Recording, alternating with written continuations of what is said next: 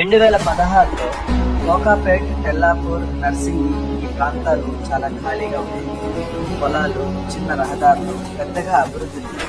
అప్పట్లో చాలా మంది ఇలా అనేవారు, ఇది సిటీకి చాలా దూరం, ఇక్కడ ఏమీ లేదు, ఇక్కడ ఎందుకు ఇన్వెస్ట్ చేయాలి. కానీ రియల్ ఎస్టేట్ లో ఒక నిజం ఉంది, ఇది భయపడిన వాళ్ళని కాదు, ముందే ఆలోచించిన వాళ్ళని ప్రోత్సహిస్తుంది.